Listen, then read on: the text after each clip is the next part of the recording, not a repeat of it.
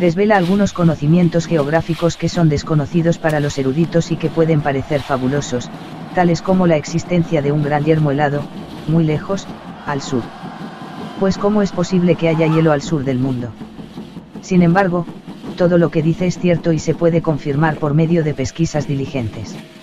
Si la interrogas con habilidad, ella te hablará de los 7 grandes señores y de su origen entre las estrellas, de su batalla con los seres todavía más antiguos, a los que se llama los seres mayores, que habitaron mucho tiempo en nuestras tierras antes de que llegaran los primordiales y los expulsaran al mar, de las criaturas de Yugot, cubiertas de hongos, que en eras pasadas vinieron aquí de más allá de la esfera de Saturno, para extraer los minerales de este mundo, de los danzantes del tiempo, de Yid,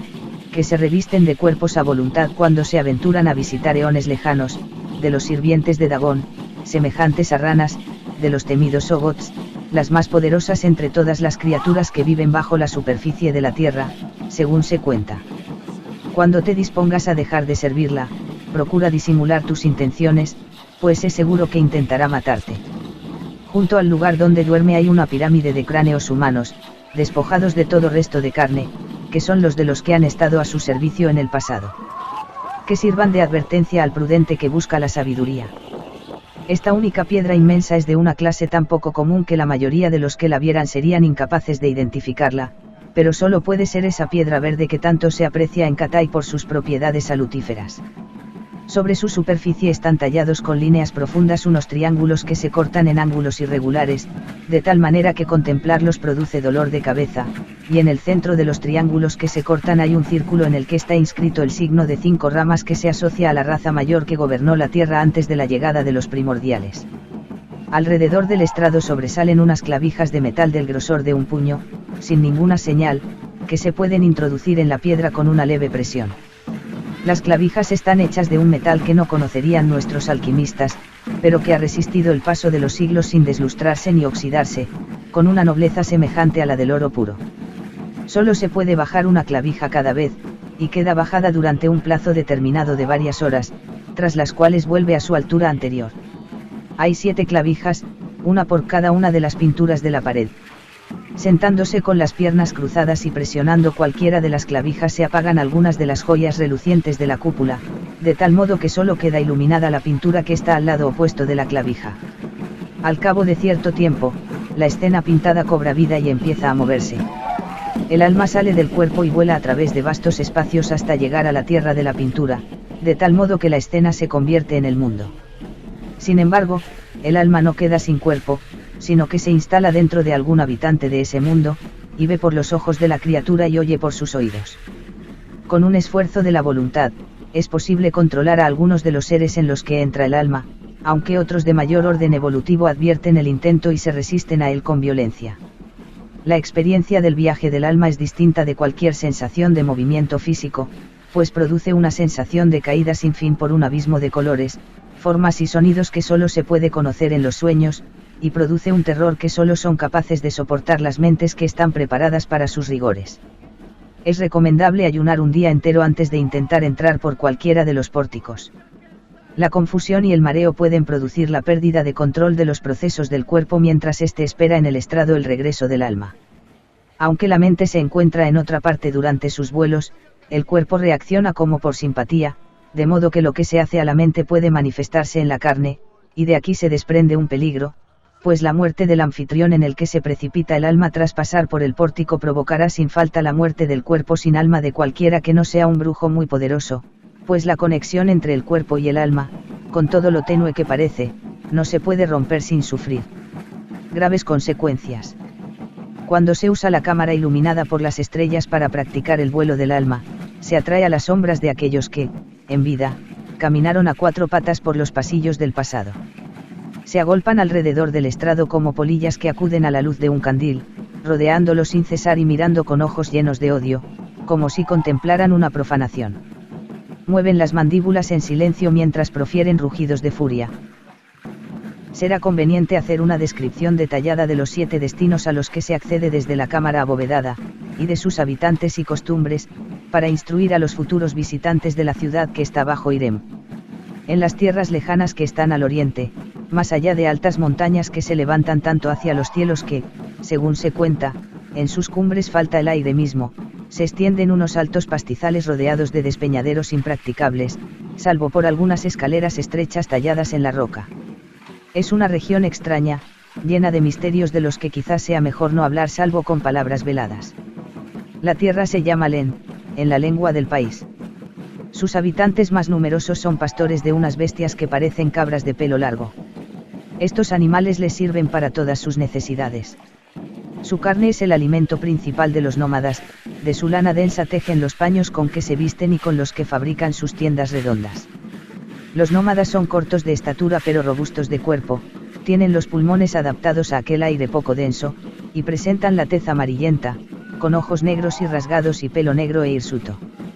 No suelen caminar, sino que van de una parte a otra montados en caballos que no son como los nuestros, sino que son tan pequeños que los jinetes rozan la hierba con los pies, tienen las crines pobladas y erizadas.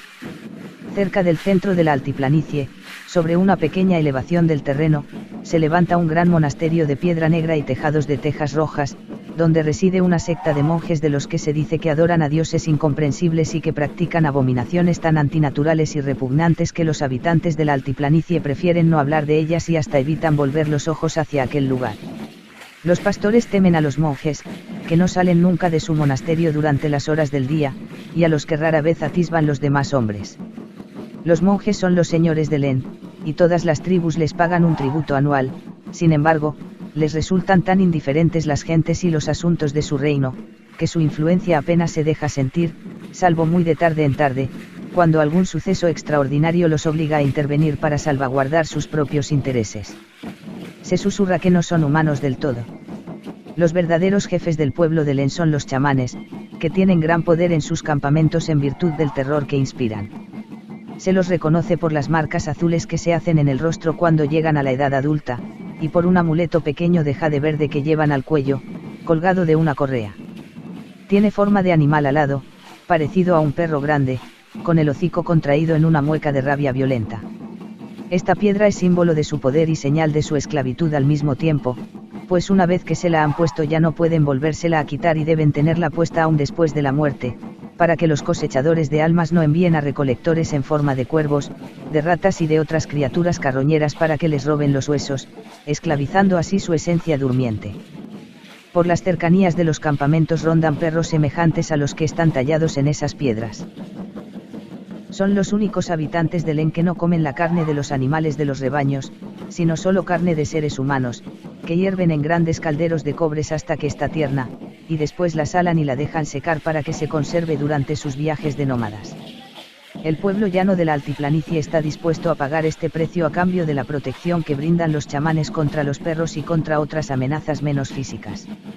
Si pasas por el pórtico de Len en viaje del alma, encontrarás tu mente en el cuerpo de uno de sus habitantes, con pleno poder de controlar a esa criatura como te parezca oportuno, y entendiendo su lengua y las obligaciones de su vida.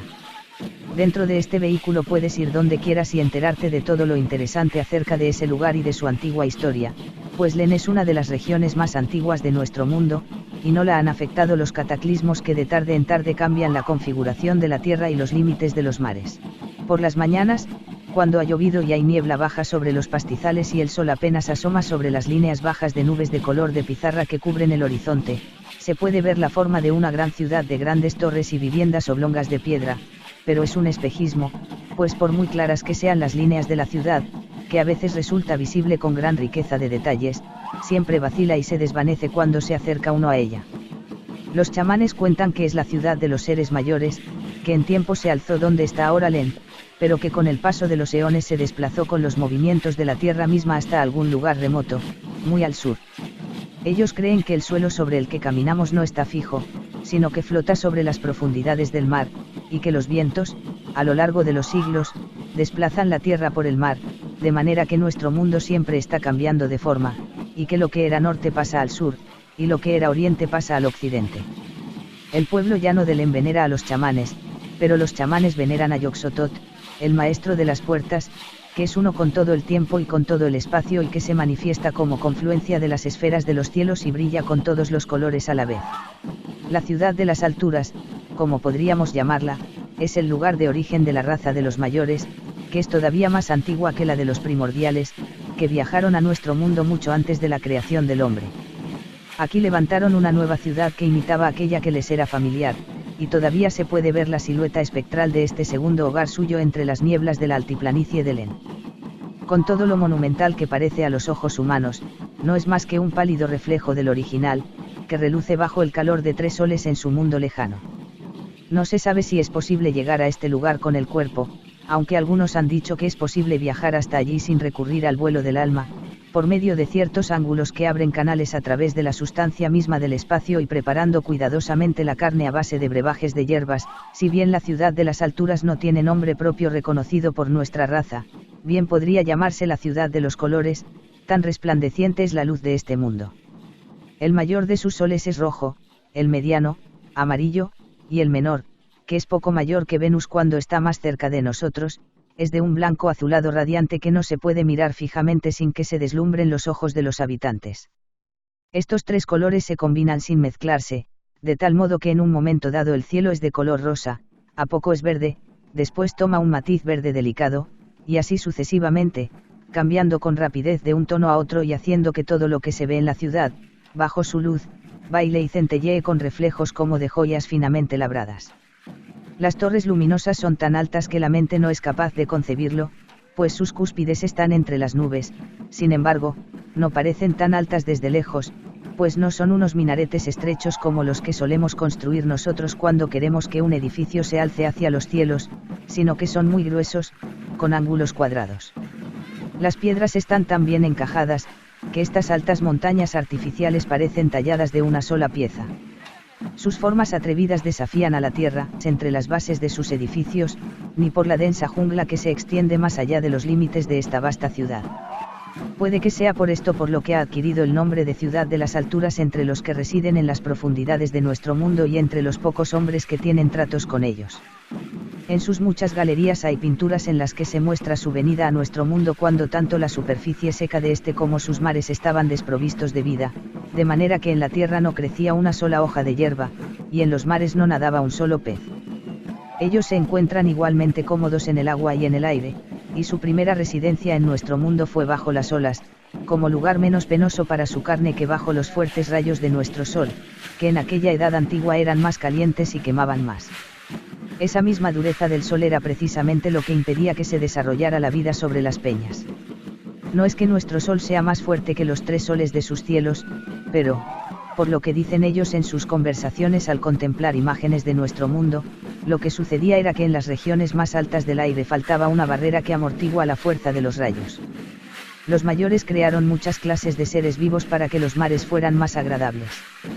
Cuando hubieron transcurrido largos eones y nuestro aire se hizo más denso, empezaron a crecer plantas sobre las piedras, y, más tarde todavía, caminaron y volaron entre ellas los insectos.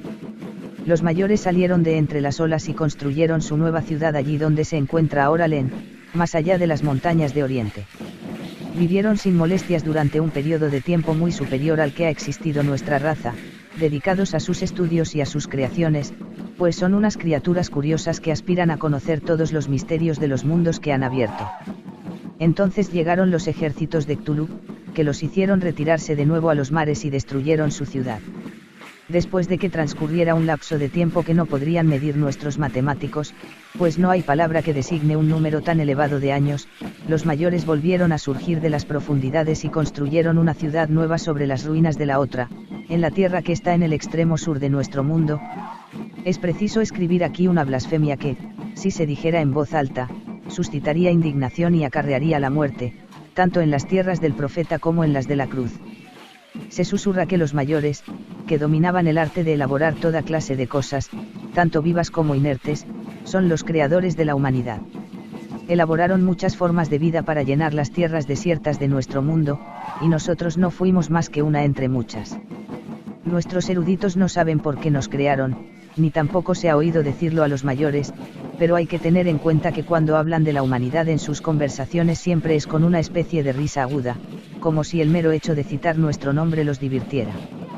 Quizá no sea casualidad que en nuestra anatomía los órganos de la reproducción estén combinados con los órganos de la excreción, mientras que en los cuerpos de los mayores están unos muy separados de los otros.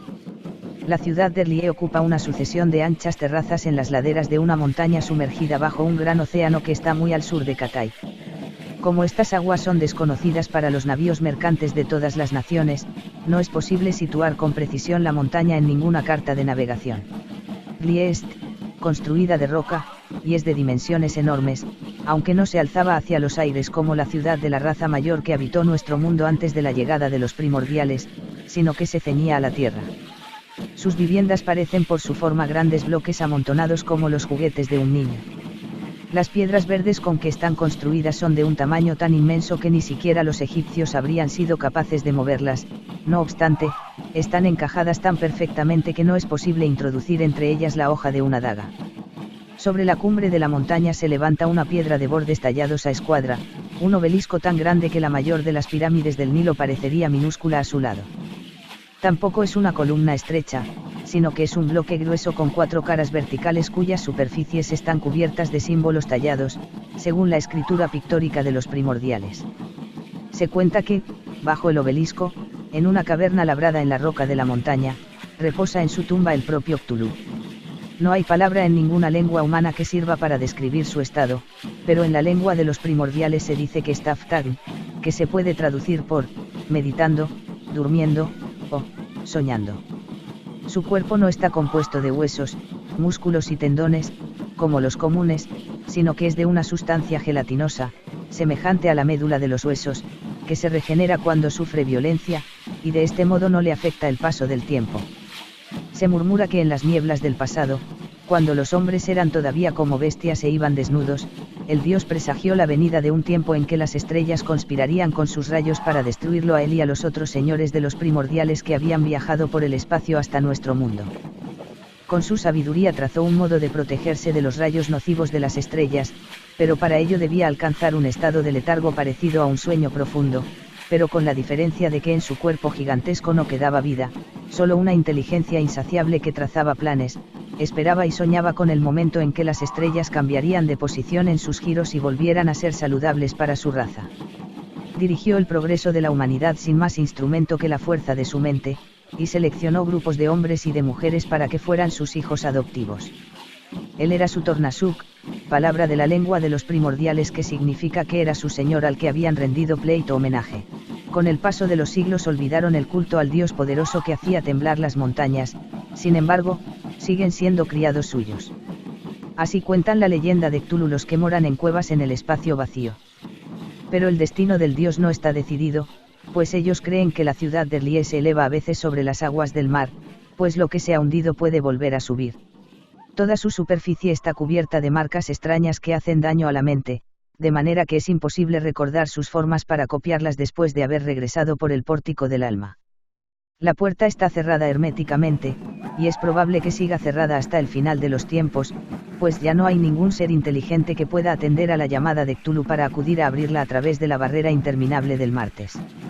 En un mundo de hielo y oscuridad, que está más allá de la esfera de Saturno, pero dentro de la órbita de las estrellas fijas, vive una raza extraña de la que hablan los relatos tradicionales de los pastores de Len. Llaman a este mundo Yugot, y nuestros astrólogos no lo conocen, pues no se puede ver con los ojos. No es su mundo de origen, pues este está en la constelación de estrellas llamada Al-Dub Al-Akbar, la Osa Mayor, pero está tan lejos de la Tierra que nuestro Sol no es más que un punto de luz entre la negritud tachonada de estrellas de su cielo, y no produce ningún calor que ellos puedan apreciar al tacto. Surca su cielo una sola luna grande, mucho más grande que la que conocemos, cuyo color es un morado apagado, semejante al de las contusiones de la carne. Moran en cavernas, y obtienen calor de algunas fisuras que desprenden fumarolas de gases sulfurosos. En las paredes de las cavernas hay líquenes fosforescentes que aportan una luz rojiza tenue que les basta para sus necesidades, pues tienen los ojos adaptados a la penumbra de modo que ven de noche tan bien como nosotros de día. Al viajero le resulta difícil estimar su tamaño, pues no hay ningún patrón visible de comparación con la forma humana, y en su mundo las cosas tienen un peso menor que el que nosotros conocemos, de manera que, si se deja caer una piedra, cae despacio, como si cayera a través del agua. Cierto miembro de nuestra raza que practicaba el vuelo del alma y viajó en cierta ocasión a Yugot se sirvió de la fuerza de su voluntad para obligar al habitante que le servía de vehículo a que saliera a la superficie y levantara la vista a la luna, pues es posible cabalgarlos como a un caballo, pero no pierden del todo su consciencia y a veces se resisten a las órdenes.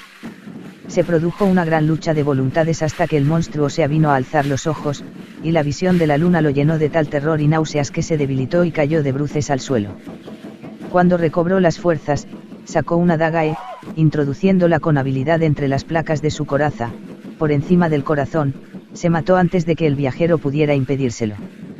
Tal es la veneración que tienen a su astro lunar. En la superficie de su luna hay una curiosa figura de anillos y líneas que es el símbolo sagrado de su raza. Cuando nuestros necrománticos graban este símbolo en un amuleto, otorga ciertas percepciones que resultan útiles para los tratos con los muertos. Sin embargo, las criaturas de esta especie que siguen habitando nuestro mundo, que son pocas y dispersas, son capaces de percibir la presencia del amuleto cuando lo tienen cerca, aunque se les oculte a la vista, y entonces persiguen incansablemente a su propietario, lo matan y le arrebatan el amuleto. Sello de la luna de Yuggoth. En su mundo, sus voces son silenciosas, pues el aire es demasiado poco denso para poder hablar.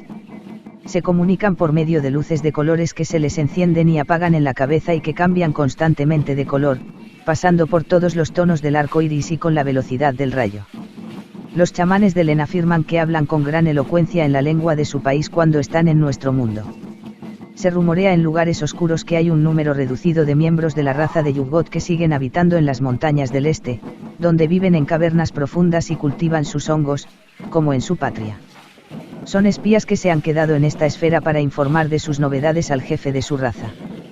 Los recios nativos que viven en tribus bajo la autoridad de los chamanes, en esas tierras altas, los llaman Migo, y a veces oyen un eco de murmullos que proceden de las montañas, cuando las criaturas hablan en la lengua de la raza montañesa, y otras veces ven sus huellas en la nieve que cubre eternamente las cumbres, pero son seres huidizos y sutiles, y cuando se los descubre matan enseguida a los que los han visto para que no puedan contar sus actividades. En Yuggoth se dice, en el lenguaje de las luces, que no tardarán en agotarse los minerales que antiguamente se extraían en nuestro mundo, y entonces sus ejércitos deberán regresar a llevarse de nuestro suelo lo que necesitan. No serán capaces de hacerles frente ni los reinos de los hombres, ni los conocimientos arcanos de la raza mayor, ni siquiera quizá los primordiales y la progenie mortal del mismo Gran Cthulhu, si se despertara entonces. El pórtico de la Atlántida no solo atraviesa el espacio, sino también el tiempo, pues el viajero se precipita a un pasado remoto en el que la mayor parte de nuestra raza vivía en cuevas y vestía pieles sin curtir, sin más posesiones que piedras para cazar, y sin conocer el arte de la escritura para registrar sus obras. La Atlántida era el mayor de los logros del hombre, de lo que dan fe los filósofos griegos, y aunque han transcurrido eones desde su caída, el hombre no ha vuelto a alcanzar todavía aquella sabiduría suya. De los murales de los seres reptiles que vivían bajo Irem no se deduce por qué optaron estos por crear un pórtico que conducía a la víspera de la descripción de la Atlántida, pero pudo ser que les divirtiera observar la caída de la ciudad, como especie de entretenimiento de variedad infinita, pues cada viaje conduce a un vehículo humano distinto y, por tanto, a una experiencia variada para el viajero. No es preciso escribir largamente acerca de la situación geográfica de la ciudad, pues los griegos ya la describieron bien, baste con decir que la Atlántida se fundó sobre un grupo de islas pequeñas y rocosas, en el mar que está más allá de las columnas de Hércules, lejos de cualquier otra tierra.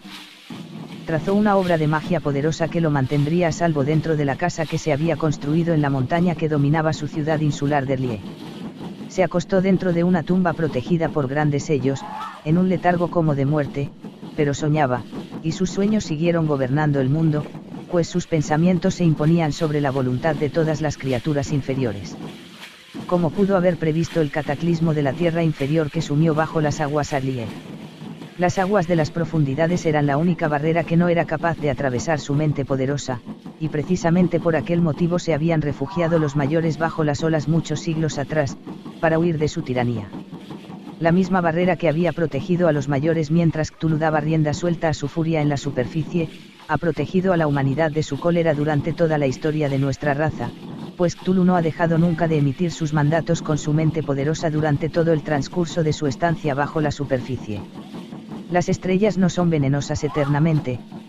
Como por una burla sarcástica, las estrellas no mantienen nunca su posición conveniente durante más de unos pocos días, y hasta ahora siempre ha sucedido que, antes de que los hombres sujetos a la esclavitud del dios hayan tenido tiempo de llegar a la lejana R'lyeh, la conjunción fatal de las luces hace que R'lyeh se sumerja una vez M.S., cortando así el vínculo entre la voluntad de Cthulhu y la carne de aquellos a los que tiene esclavizado, que quedan profiriendo lamentaciones de confusión y de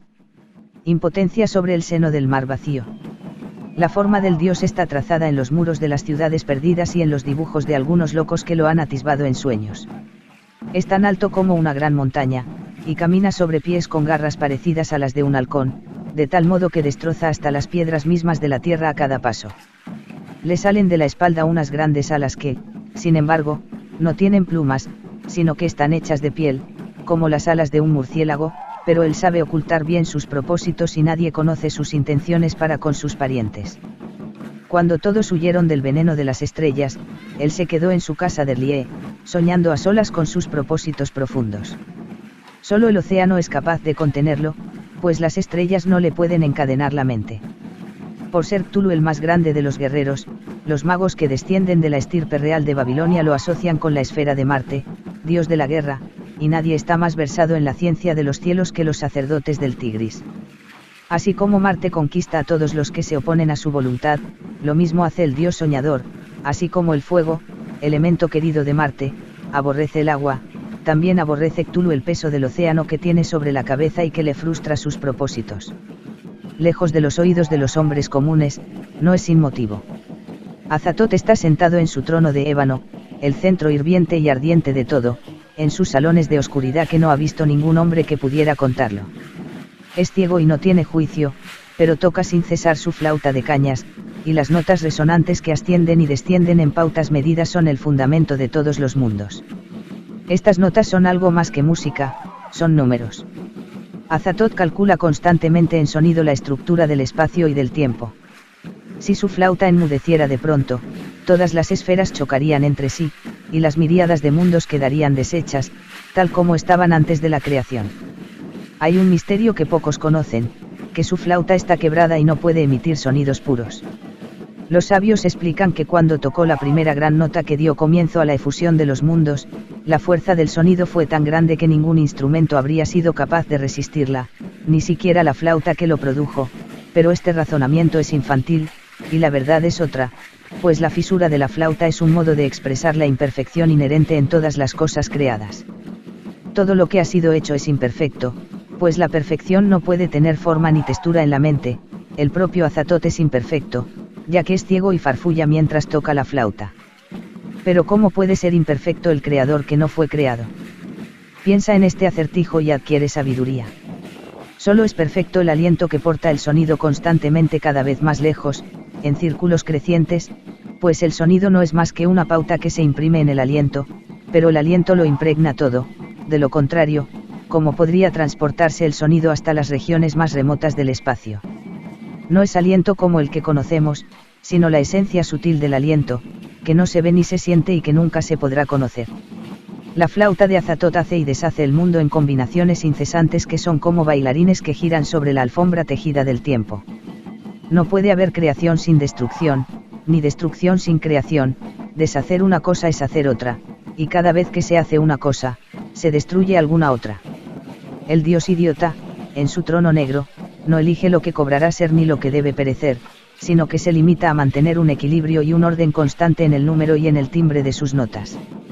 Esos sonidos de flauta son números, pues guardan entre sí razón y proporción, todas las cosas están hechas de números, la carne de los hombres se forma por la aritmética de Azathoth, que recoge sus cuentas y produce las formas. Ningún ser creado ha visto a Azathoth, a excepción de Nyarlathotep, al que llaman, el caos que se arrastra, los autores que ni siquiera osan escribir su nombre. En Azathoth hay orden, en Nyarlathotep, desorden, son medio hermanos y no se les puede separar nunca, pues aun cuando están muy distanciados en el espacio, Azathoth no deja de crear las pautas, y Nyarlathotep no deja de dispersarlas. Fue el dios ciego e idiota el que hizo surgir el universo con su flauta, pero se susurra que será el caos que se arrastra quien, el último día del tiempo, le arrebatará la flauta de los labios balbucientes y se la romperá, poniendo fin a todas las cosas para siempre jamás.